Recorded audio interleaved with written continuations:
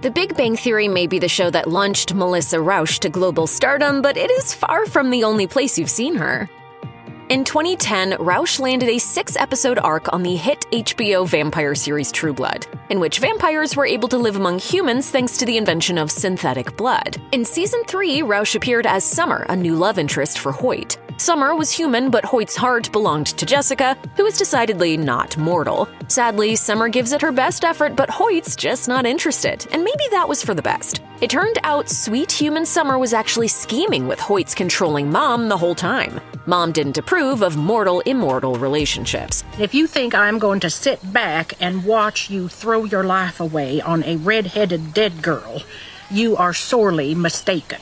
Unlike Rauch's luck with Big Bang Theory, her stint as Summer ended with the 3rd season. Like many successful actors who struggled during the early stages of their careers, Rauch has undergone quite a transformation. Though she initially got off to a solid start, it was followed by a lot of ups and downs, with plenty of the latter. I'm what's known as a ghost shouter. I have the ability to yell at the dead. One of Rauch's first acting jobs was in 3 episodes of the 2008 HBO series 12 Miles of Bad Road alongside comedy legend Lily Tomlin. But the show only lasted 6 episodes before being canceled. A year later, Rauch landed her first series regular role in the US version of the Australian hit Kath and Kim.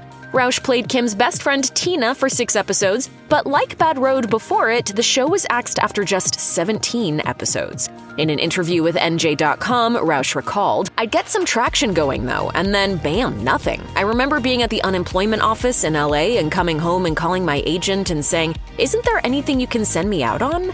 Rauch didn't have much luck on the big screen either. She was in films, sure, but nothing hit it big. Her first movie role was in the 2006 black comedy Delirious. In 2009, she appeared in I Love You Man. Fortunately, a few months after Kath and Kim, she finally landed The Big Bang Theory. She was hired for a 1-episode guest star spot in Season 3, but that turned into a 9-season run. Rauch is all about creating her own destiny in Hollywood. You're not necessarily seen as someone who could do other roles, and so I'm a big proponent of creating your own work. Her success with Big Bang Theory gave her the opportunity to form After January Productions, a production company she co-runs with her husband, Winston Bagel. In 2016, Melissa played the lead role in the film comedy The Bronze, which she also co-wrote and produced along with Bagel. The film featured some big names, including Sebastian Stan, Thomas Middleditch, and Gary Cole. Rauch plays Hope Ann Gregory, a former Olympic bronze medalist in gymnastics, whose life takes a sudden turn after a career-ending injury. Hope is very stuck, and some people handle those struggles better than others. Hope isn't the sort of likable character moviegoers normally expect from a comedy protagonist. She's bitter, foul-mouthed, and nasty. Speaking to the Washington Times, Rauch said, "I think it is a little harder for women to have more of a free pass with being unlikable on camera, and there's this pressure on female characters to be more likable than males." Hope, the problem is you. You have a little too much edge. Yeah, so? Rauch has a soft spot for female anti-heroes. She explained how Hope's anger and bitterness had everything to do with the life-changing injury that stole her bright future. Rauch took inspiration from painful personal experience. You're cutting off my allowance and you want me to stop stealing? What kind of a sick monster are you? She recalled going back to New Jersey after the show Best Week Ever was canceled, and the manager of the mall she went to pretended not to remember her. Rauch shared how she and her husband used experiences like that to flesh out the story, saying, "We just talked about celebrity in a small town and what that can do to your psyche in general when you're not in a good place."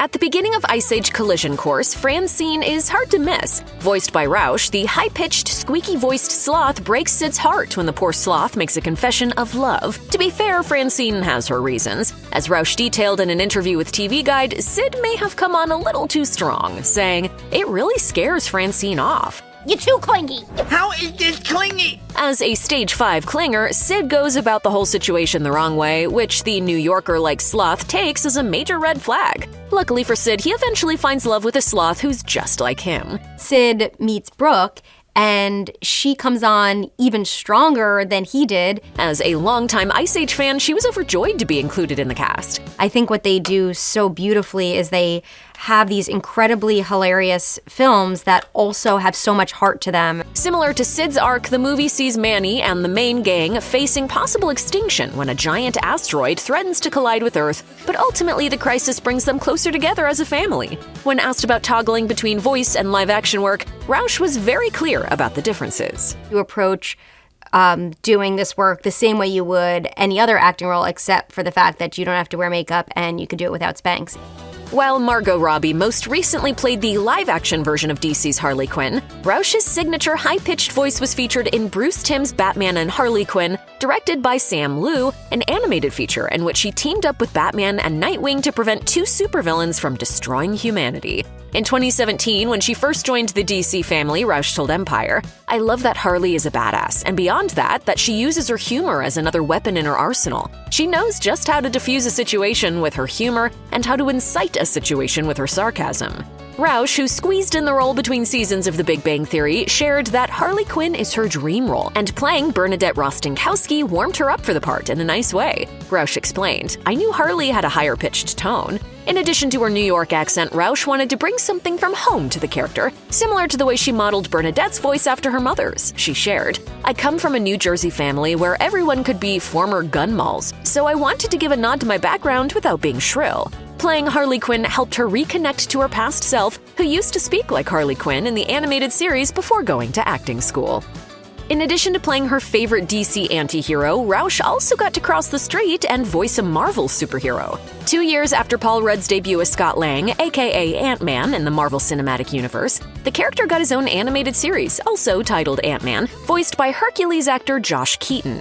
Rauch lent her voice to Lang's better half, Hope Pym, aka the Wasp, whose live-action version is played by Evangeline Lilly. While the character uses her mother's surname, Van Dyne, in the movie, Rauch's version retained the character's comic book identity. The animated series was only 1 season long and consisted of 6 episodes. Rauch appeared in 2 of them. The series finds Ant-Man in typical Ant-Man situations, battling villains, teaming up with the Wasp, and helping Cassie with her homework. While Sheldon and his friends' love for comic books in The Big Bang Theory might seem like the obvious link between Rauch and these roles, that's not giving her enough credit. Can you please stop staring? They're just girls. It's nothing you haven't seen in movies or in drawings. She's actually done quite a lot of voice work under the Disney banner. She voiced a fairy godmother in Sophia the First, and a completely different fairy godmother in Star vs. the Forces of Evil. She also lent her voice to Jake and the Neverland Pirates.